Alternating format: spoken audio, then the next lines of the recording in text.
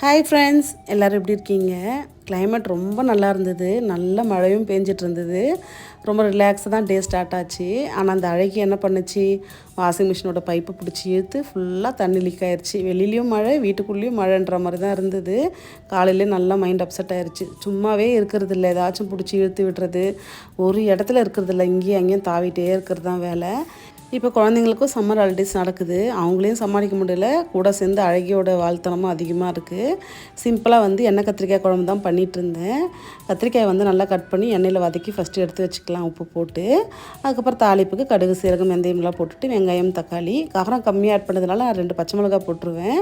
பச்சை மிளகா போட்டால் நம்ம அந்த காரத்தில் வச்சு சாப்பிட்டுக்கலாம்னு சொல்லிட்டு, ஏன்னா குழந்தைங்க காரம் சாப்பிட்றதில்ல.